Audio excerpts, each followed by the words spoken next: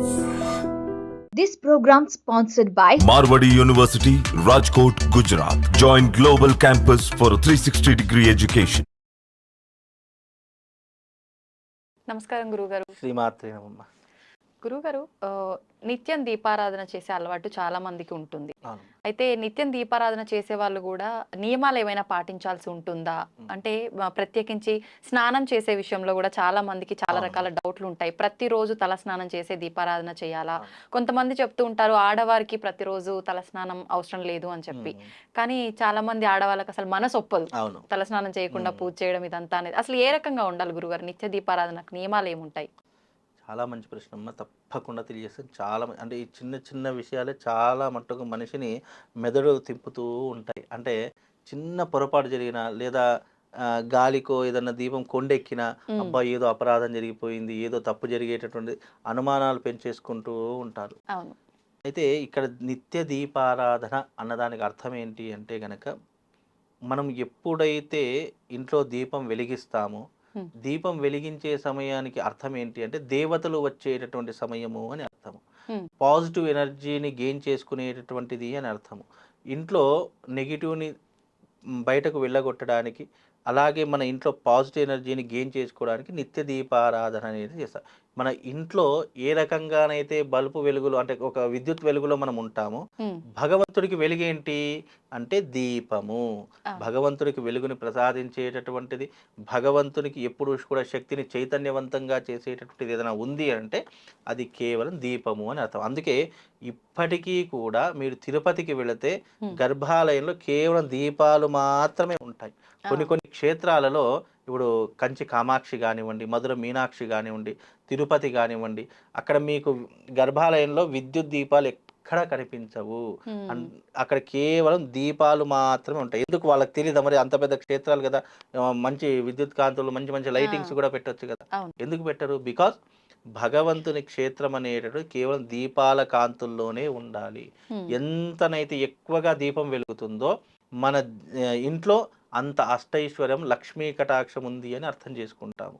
అందుకే నిత్య దీపారాధనలు మీరు అన్నట్టుగా ఎలా ఉండాలి అంటే, ప్రతి ఒక్కరి ఇంట్లో దీపం వెలిగించే వాళ్ళు ఆడవాళ్ళు వెలిగించకూడదు. అసలు మగవాడే దీపం వెలిగించాలి. ఇది చాలా మట్టుకు గుర్తుపెట్టుకోండి. చాలా మట్టుకు మగవాళ్ళు లేజీతనంగా ఉంటారు. అమ్మా లేసి పూజ చెయ్యు, దీపం పెట్టు, దీపం పెట్టినావా లేదా అని చాలా మంది అడుగుతారు. కానీ ఇంట్లో ఎప్పుడైనా ఇంటి యజమాని మాత్రమే దీపం పెట్టాలి. చాలా మంది వితండవాదం ఏం చేస్తారు, ఇంటికి ఇల్లాలే దీపము, నువ్వు ఉండగా నాకు దీపం ఎందుకు, ఇవే చెప్తూ ఉంటారు. అంటే ఇవన్నీ సిలి జోక్స్ అన్నమాట. అయితే నిజానికి ఇంట్లో ఇంటి యజమాని మాత్రమే, మగవాడు మాత్రమే దీపం వెలిగించాలి. ఏ ఇంట్లోనైతే మగవాడు దీపం వెలిగిస్తాడో ఆ ఇంట్లో అష్టైశ్వర్యాలు, సుఖ సంపత్తులు, భోగభాగ్యాదులు చాలా సమృద్ధిగా ఉంటాయి. ఇంకోటి ఏంటంటే, ఏ ఇంట్లోనైతే మగవాడు దీపం వెలిగిస్తారో భార్యాభర్తలకు గొడవలు అనేటటువంటివి రావు. గుర్తుపెట్టుకోండి. ఇప్పుడు భార్యాభర్తల మధ్యలో ఎందుకు గొడవలు వస్తాయంటే, ఆడవాళ్ళు దీపం పెడితే భార్యాభర్తల మధ్యలో గొడవలు వస్తాయి. ఇది మట్టుకు కూడా చాలా మట్టుకు. అందుకే ఎప్పుడు కూడా స్త్రీ ఎక్కడ దీపం వెలిగించాలి అంటే తులసి కోట వద్ద స్త్రీ దీపం వెలిగించాలి. భర్త యొక్క అధికారం ఏంటి అంటే ఇంట్లో ఉన్నటువంటి, అందుకే ఇంట్లో దేవుడికి పూజ చేయండి, మగవాళ్ళే పూజ చేయాలని ఎందుకు చెప్తారు? బికాస్ మగవాడు పూజ చేయడం ద్వారానే ఇల్లు ఎప్పుడూ కూడా పాజిటివ్ ఎనర్జీతో ఉంటుంది. స్త్రీ పూజ చేస్తే కనుక నెగిటివ్ ఎనర్జీ వస్తుంది. అందుకే ఎప్పుడు కూడా ఇంట్లో పురుషుడు మాత్రం, నీకు పూజ రాదు కనీసం ఏమీ చేయు, కనీసం దీపమైనా వెలిగించేటటువంటి ప్రయత్నం పురుషుడు మాత్రమే చేయాలి. అలా చేస్తే నిజంగా చెప్తారు, ఎవరి ఇంట్లో భార్య భర్తలు చీటింగ్ వాటి గొడవ పడుతున్నారు అనుకోండి, ఏం చేయాలి గురుగారు, ఏం చేయాలి, మా ఇంట్లో ఊకే గొడవలు అవుతున్నాయి అని అంటే గనక, నిజంగా చెప్తున్నాను, పురుషుడు ఉదయాన్నే లేచి మీరేం చేయకుండా లేచి ఇంత స్నానం చేసి దీపం పెట్టండి, మీ గొడవలు అనేవి రావు. చాలా మట్టుకు గుర్తుపెట్టుకోండి. ఇంకోటి ఏంటి అంటే, తప్పకుండా మనం ఇల్లు ఊడవకుండా దీపం పెట్టకూడదు. అది ఫస్ట్ నియమము. సెకండ్ది ఏంటి అంటే, ఇంట్లో స్త్రీ ఎప్పుడైతే పొద్దెక్కేదాకా పడుకుంటుందో ఆ ఇంట్లో ఎప్పుడూ కూడా ఇబ్బందులు, గొడవలు, ఆర్థిక పరమైనటువంటి ఇబ్బందులు ఇవే వస్తూ ఉంటాయి. చాలా మంది స్త్రీలు ఏం చేస్తారంటే, ఈరోజు సండే అండి, నేను ఏం లేవాలి, రోజు నాయనే పనులు చేస్తారు, ఇవాళ సండే హాలిడే పడుకుంటాను అని అంటారు. కానీ స్త్రీ యొక్క ధర్మం ఏంటి అంటే ఉదయాన్నే లేవడం. భర్త యొక్క ధర్మం ఎలాగైతే దీపం పెట్టడమో, పురుషుడి కంటే స్త్రీకి ఎక్కువ నియమాలు పెట్టడం జరిగింది. బికాజ్ ఏంటి, కష్టపెట్టాలి అనే ఉద్దేశం కాదు, అప్పట్లో ఏంటి అంటే స్త్రీ యొక్క ధర్మం ఏంటి అంటే పొద్దున్న లేవడము, దీపం పెట్టుకోవడము, అలుకుపూత వేసుకోవడము, అలాగే ఇంట్లో ఉన్నటువంటి వాళ్ళు వండి పెట్టు ఇవే పనులుండేవి. కానీ ఇప్పుడు అలా కాదు. అంటే కాలం మారింది, ఈ సమాజం మారింది. ఆడవాళ్ళు కూడా మగవాళ్ళతో సమానంగా ఉద్యోగాలు చేస్తున్నారు కాబట్టి ఈ ఎన్నో రకాల రిస్ట్రిక్షన్స్ ఉంటాయి. అది వేరే విషయం. కానీ ఆడవాళ్ళ యొక్క కర్తవ్యం ఎందుకు అన్నారు అంటే, ఒక స్త్రీ ద్వారానే ఒక ఇల్లు అనేటటువంటిది ఎప్పుడూ కూడా ప్రశాంతంగా ఉంటుంది. ప్రశాంతంగా ఉండాలి అంటే స్త్రీ తాను చేయవలసినటువంటి ధర్మాన్ని, తాను చేయవలసిన కర్తవ్యాన్ని ఎప్పుడైతే మర్చిపోతుందో ఇక ఆ ఇంట్లో ఎప్పుడు గొడవలు, కొట్లాటలు, యుద్ధాలే ఇక. అప్పట్లో యుద్ధాలు అనేటటువంటివి పురుషులు జరుగుతాయి. ఇప్పుడు యుద్ధాలు జరగాలంటే ఎవరూ అవసరం లేదు. ఒక భార్యాభర్తలు యుద్ధం చేసుకుంటే చాలు. చుట్టుపక్కల వాళ్ళందరూ చూస్తారు, గుమ్మి కొడుతూ ఉంటారు. ఇక వాళ్ళు ఏం చేసుకున్నా వీళ్ళు ఇవే వస్తుంటాయి. కనుక ఎప్పుడైనా నిత్య దీపారాధన అనేది పురుషుడు చేయాలి. దానికి ఎన్నో రకాల నియమాలు ఉన్నాయి. అలాగే మీరు అన్నట్టుగా స్త్రీ నిత్యము ఎప్పుడు కూడా తలా స్నానం చేయవలసిన అవసరం అయితే లేదు. అది ఎక్కడ కూడా చెప్పలేదు. ఎప్పుడు తలస్నానం చేయాలి అనేటటువంటి పద్ధతులు కూడా చెప్పారు. ఎప్పుడైతే భర్తతో సాంసారికమైన జీవితాన్ని అనుభవిస్తుందో అప్పుడు ఉదయం లేచిన వెంటనే తప్పకుండా తలస్నానం చేయవలసిందే. అది నియమము. అలాగే ఏ స్త్రీ అయితే ఇంట్లో పొద్దెక్కే వరకు లేవకుండా ఉంటుందో ఆ ఇంట్లో ఎప్పుడు కూడా మనం ఎన్ని దీపాలు వెలిగించినా అది దరిద్రముతో సమానము. జ్యేష్ఠాదేవి వచ్చి కూర్చొని ఎప్పుడైతే మనము ఎప్పుడు కూడా ఇల్లు ఉడవకుండా పొద్దున లేవకుండా అలాగే స్త్రీల యొక్క వెంట్రుకలు కూడా ఇంట్లో ఎప్పుడు తిరుగుతూ ఉంటాయి. అవి అలా తిరిగినా కూడా ఇంట్లో దారిద్ర్య లక్ష్మి తాండవం చేస్తుంది. కాబట్టి ఇలాంటివి లేకుండా దీపారాధన అనేటటువంటి భగవంతునికి వెలుగుని ప్రసాదించేటటువంటి. ఇప్పుడు కొంతమంది ఇంట్లో ఎవరైనా మరణించినా కానీ, ఎవరైనా చనిపోయినా కానీ సంవత్సరాల వరకు దీపాలు పెట్టరు. నిజానికి అది చాలా ఇబ్బందికరమైనటువంటి విషయము. అది దోషమే అని చెప్పుకోవాలి. ఎందుకంటే మనిషి చనిపోయిన తర్వాత కేవలం ఒక 12 రోజులు సూతకం ఉంటుంది కాబట్టి ఆ సూతక సమయంలో నువ్వు దీపం పెట్టడానికి పనికిరాదు. కానీ సూతకం అయిపోయింది, 13వ రోజు స్టార్ట్ అయ్యింది అంటే తప్పకుండా నీ ఇంట్లో దేవుడి దగ్గర దీపం వెలగాలి. అలా వెలగకపోతే నీ ఇల్లే చీకటి అయిపోతుంది. మనం ఇంట్లో ఇప్పుడు మన ఇంట్లో విద్యుత్ దీపాలు లేకపోతే ఇల్లంతా ఎలా చీకట్లో ఉంటామో, మనం కూడా ఎలాగే చీకట్లో ఉంటామో అలాగే భగవంతుని దగ్గర దీపం గనక వెలిగించకపోతే నీ ఇల్లు కూడా చీకటితో సమానము. నీ ఇంట్లో ఇప్పుడు ఉదాహరణకు చీకటి అంటే ఏంటి? నెగటివ్. వెలుతురు అంటే ఏంటి? పాజిటివ్. ఇంతే. దాని పెద్ద లాజిక్ ఏం అవసరం లేదు. చీకటి అంటే నెగిటివ్, వెలుతురు అంటే పాజిటివ్. కాబట్టి నువ్వు చీకట్లో ఉండాలా, వెలుతురులో ఉండాలా డిసైడ్ చేసుకునేది నువ్వు. కాబట్టి ఎప్పుడైనా సరే భగవంతుని దగ్గర దీపం ఎందుకు పెడతాము అంటే ఏదో మనకు నూనె ఎక్కువయ్యో లేదంటే మనకి ఏదో పాపం వస్తుందో అని కాదు. భగవంతుడి దగ్గర పెట్టినటువంటి దీపము నీ జీవితాన్ని వృద్ధరింపజేస్తుంది, నీ యొక్క జ్ఞానాన్ని పెంచుతుంది. ఇప్పుడు ఒక్కసారి భగవంతునికి ఏదైనా అలవాటు చేశాము, మన ద్వారా ఏదైనా అలవాటు మనకు తెలియకుండానే అలవాటు అయిపోయింది అనుకోండి, ఏ ఒక్కరోజు చేయకపోయినా మనకు మనశ్శాంతి ఉండదు. ఎప్పుడు అదే తిరుగుతుంది. ఉదాహరణకు నాకు గుడికి పోవడమే అలవాట్లేదు. స్నేహితుని ద్వారాను ఎవరి ద్వారాను నేను గుడికి వెళ్ళడం 1 రోజు 2 రోజులు స్టార్ట్ చేశాను. 3 రోజులు ఇట్లా వారం రోజులు కంటిన్యూషన్ పోయాను. వారం రోజులు పోయిన తర్వాత ఇక నా మొక్క అయిపోయింది, ఇక నేను రాను గుడికి అని చెప్పేసి ఆయన అటు వెళ్ళిపోతాడు.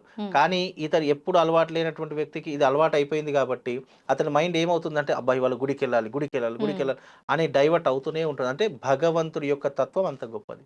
కనుక ఎప్పుడైనా భగవంతుని యొక్క తత్వం అర్థం చేసుకోవాలంటే ప్రయత్నపూర్వకంగా చేయాలి. ఆ తర్వాత భగవంతుడు నిన్నే లాగేసుకుంటాడు ఎప్పుడు కూడా. అంటే నిన్ను ఎప్పుడు పుణ్యం వైపే అడుగులేడేలా చేస్తూ ఉంటాడు. అందుకే ఇదంతా దైవికపరమైనటువంటి సంబంధం ఏదైతే ఉందో కేవలం దీపారాధన అనేటటువంటిది దీపం ఒక్కటి వెలిగించడం ద్వారా నీ జీవితం ఎప్పుడూ కూడా అంధకారంలోకి వెళ్లకుండా నిన్ను రక్షించేటటువంటి వాడు భగవంతుడు. అందుకే ఇంట్లో దీపారాధన చేయడానికి నియమాలు అనేటటువంటి ఉన్నాయి. మగవాడికి ఏ నియమాలు లేవు. ఎందుకంటే మగవాడు ఎప్పుడు తలస్నానం చేస్తుంటాడు కాబట్టి. అందుకే ఇంట్లో దీపం అనేది నిత్యము మగవాడు. ఇప్పుడు ఆడవాళ్ళకంటే ఎన్నో రిస్ట్రిక్షన్స్ ఉంటాయి, మంత్స్ ఉంటాయి, ఏదో రకమైన ఇబ్బందులు ఉంటాయి.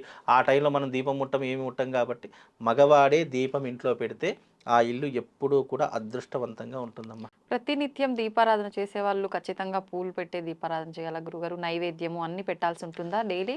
ఇక్కడ ధూపము, దీపము, నైవేద్యం అనే 3 రకాల పద్ధతులు చెప్పింది.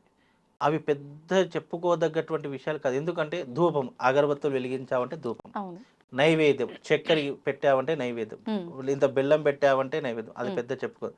ధూపము దీపము నైవేద్యం, దీపం పెట్టావు ధూపం పెట్టావు నైవేద్యం అయిపోయింది కదా. అక్కడ దాన్ని ఏదో పెద్ద భూతద్దంలో పెట్టేసి ఇవి పెడితేనే పూజ చేయాలా, అవి నీ ఇంట్లో ఉన్నటువంటి వస్తువులు పెడితే మంచిది. అలా పెట్టడం ద్వారా నీకు కూడా ఇప్పుడు నైవేద్యం ఎందుకు పెడతాము, అన్న వృద్ధికి లోటు ఉండకూడదు. ధూపం ఎందుకు వెలిగిస్తాము, నెగిటివ్ ఎనర్జీ ఇంట్లోకి వెళ్ళి వెళ్ళిపోవడానికి. ఎప్పటికైనా నెగిటివ్ ఎనర్జీ ఎలా వెళ్ళిపోతుంది, మన ఇంట్లో వేసేటటువంటి సాంబ్రాణి పొగ ద్వారా. ఇప్పుడంటే ధూపం అంటే అగరబత్తులు వెలిగిస్తాం, కానీ ధూపము అంటే సాంబ్రాణి పొగను ధూపము అని అంటాం. అలాంటి సాంబ్రాణిని వెలిగిస్తే కనుక ఇంట్లో ఉన్నట్టు ఎగిరించి పోతుంది. అలా ధూపం దీపం దీపం దీపం అంటే వెలుగుని ప్రసాదించేటటువంటిది అని అర్థం. భగవంతుడి దగ్గర నువ్వు ఎంత మంచిగా వెలిగిస్తావో దీపాన్ని, నీ జీవితాన్ని కూడా భగవంతుడు అదే రకంగా తీర్చిదిద్దుతాడు. కాబట్టి ఈ ధూప దీప నైవేద్యాలు మనం సాధారణంగా చేసుకునేటటువంటి పద్ధతులు. ఇవి పెద్ద కష్టపడాల్సిన అవసరం లేదు. ఎవరో చెప్తే ఇవి కనీసమైనటువంటి ధర్మం. దీనికి మళ్ళీ కులము మతము జాతి అనే భేదములే లేవు. ఎవరైనా సరే ఈ పద్ధతులు ఎవరైనా పాటించవచ్చు. ఇక కులం అనే పేరుతో కానీ మతం అనే పేరుతో కానీ ఇవి చెయ్యొద్దు, ఇవి చేస్తే నీకు పాపం చుట్టుకుంటుంది, అసలు మీ దాంట్లో ఇవి లేనే లేవు, నువ్వు ఎందుకు పాటిస్తావు అనడానికి కూడా ఆస్కారం. ఎవరైనా సరే మీ ఇంట్లో కనీస ధర్మం, నువ్వు మనుషులందరూ ఒకటే. భగవంతుడు మనుషులు నువ్వు ఈ కులంలో పుట్టే వాటి నీకు ఇది తక్కువ ఇస్తాను, నువ్వు ఈ కులంలో పుట్టే నీకు ఇది ఎక్కువ ఇస్తాను అని చెప్పి అన్నాడు కదా.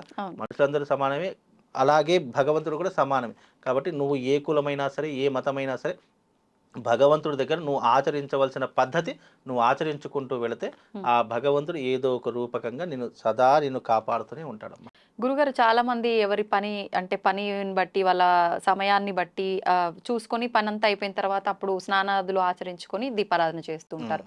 మామూలుగా నిత్య దీపారాధనకు ఒక నిర్దిష్టమైన సమయం అనేది ఉంటుందా గురుగారు? 100% ఉంటుంది. ఇప్పుడు మనకు ఉదాహరణ మనమే ఉన్నామనుకోండి, మనకు నిర్దిష్టమైనటువంటి ఇప్పుడు ఆఫీస్కి వెళ్తున్నాడు, ఆయన టైమింగ్స్ ఏంటి, 9 అయ్యింది అంటే ఆఫీస్లో ఉండాలి, 12-1 అయ్యింది అంటే భోజనం టైం అయింది, మనం టైంకి భోజనం చెయ్యాలి, 4 అయిపోయిందంటే ఇంటికి వెళ్ళిపోవాలి. మనిషికి ఇన్ని కట్టుబాట్లు ఉన్నప్పుడు మరి భగవంతుడు ఎందుకు ఉండవు? 100% భగవంతుడికి కూడా ఉండే తీరుతాయి. దాని నిర్దిష్టమైనటువంటి సమయం ఏంటి? అప్పట్లో చాలా మంది గృహిణులు పొద్దునే లేచేవాళ్ళు. ఇది ఆధునిక యుగం కాబట్టి పొద్దున లేవమన్నారు అనుకోండి, ఈ వీడియో కూడా చూడరు, ఇదంతా పొద్దున ఎవరు లేస్తారని చెప్పి స్కిప్ చేసేస్తారు. కాబట్టి ఇక్కడ విషయం ఏంటంటే కనీస ధర్మం 7 నుంచి 8 మధ్య కాలంలోనైనా సరే దీపం వెలిగించాలి. అది కనీసం. లేదు నేను 9 గంటలకు లేస్తాను, 10 గంటలకు దీపం వెలిగిస్తాను, లేదా ఈరోజు సండే నాకేం పని లేదు 10 గంటలకు లేచి నేను లేచినప్పుడు దీపం వెలిగిస్తాను, నువ్వు వెలిగించాను కూడా ప్రయోజనం. ఇప్పుడు మన దగ్గర 100 రూపాయలు ఉన్నాయనుకోండి, ఈ రోజు మనకి ఏం అవసరం లేదు, కష్టం వచ్చినప్పుడు ఆ 100 రూపాయలు అప్పుడు ఉపయోగపడినట్టే. ఇక్కడ నేను ఎప్పుడు పడితే అప్పుడు దీపం వెలిగిస్తాను అంటే నువ్వు వెలిగించినా ప్రయోజనం లేదు. నీ భగవంతుడికి వెలిగించి ఇప్పుడు అట్లయితే ఆలయాలు గుళ్ళు గోపురాలు ఇవన్నీ కూడా ఇష్టం వచ్చిన సమయం తీయొచ్చు, ఇష్టం వచ్చిన సమయానికి దీపం వెలిగించవచ్చు కదా. ఎందుకంత పద్ధతి పెట్టారు అంటే భగవంతుడికి చేసేటటువంటి క్రతువులు నియమంగా పద్ధతిగా చేస్తేనే భగవంతుడు సంతోషిస్తాడు. ఇప్పుడు మీకు ఇష్టమైనట్టు పదార్థాలు నేను పెట్టాను అనుకోండి, ఎంతో ఇష్టంగా తింటారు. మీకు ఇష్టం లేని పదార్థాలు పెట్టాను అనుకోండి, ఒకటి అది మోహమాటానికి ఒకటో రెండో తింటారు. భగవంతుడు కూడా అంతే. నువ్వు ఎప్పుడైనా దీపం పెట్టు, భగవంతుడు ఏమి కాదు అనడు, నాకు పెట్టకు అని అనడు. కాకపోతే ఏంటంటే మనం పద్ధతి, మన సమయం ఏంటి అంటే 7 నుంచి మ్యాక్సిమం 7 నుంచి 8 లోపల పెట్టే ప్రయత్నం చేయండి. లేదు నేను 9 గంటలకు పెడతాను 10 గంటలకు పెడతానంటే పెట్టు, దాంట్లో ఏం తప్పు అనడానికి లేదు. కనీసం అంటే అది పద్ధతి కాదు. కాబట్టి అది నువ్వు తెలుసు, నేను ఒకరికి జ్ఞానం చెప్పేంత పెద్దవాడిని కాదు, లేదా నేను చెప్తే వినేటటువంటి వాళ్ళు కూడా ఎవరు లేరు.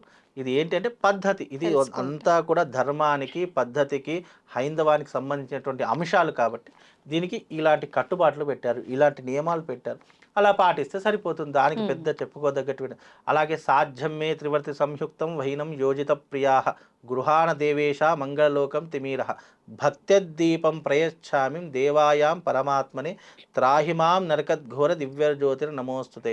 నువ్వు ఎప్పుడైతే దీపం వెలిగించడం మొదలు పెడతావో నరకంలో నీ శిక్షలు తగ్గిపోతాయి, నువ్వు చేసిన పాపములు తగ్గిపోతాయి. ఇప్పుడు త్రాహిమాం నరకద్ఘోర దివ్యజ్యోతిని నమోస్తు, నరకంలో ఇప్పుడు ఇక్కడ వెలిగించినటువంటి దీపం ఏదైతే ఉందో నరకంలోకి వెళ్ళేటటువంటి నీ పాపాలను అవి దహింపజేస్తుంది అని అర్థం చేసుకుని దీపం వెలిగించు. అలా చేస్తే తప్పకుండా నీ యొక్క జన్మ చరితార్థం ఉంది. నువ్వు యజ్ఞాలు చేయాల్సిన అవసరం లేదు, పూజలు చేయాల్సిన అవసరం లేదు. నీ కుటుంబం బాగుండాలి అంటే రోజు పొద్దున్న లేచి దీపం పెట్టుకో. నిజంగా చెప్తాను, దీపం ఏ ఇంట్లో అయితే పురుషుడు దీపం వెలిగిస్తాడో ఆ ఇంట్లో గొడవలు ఉండవు. ఇది చాలా మట్టుకు గుర్తుపెట్టుకో. ఇంకా చాలా ఉన్నాయి చెప్పుకుంటూ పోతే, ఏ ఎపిసోడ్ కాదు, ఇంకా సమయం సరిపోదు. కాబట్టి ప్రస్తుతానికి ఇవి సరిపోతాయండి. ధన్యవాదాలు గురు.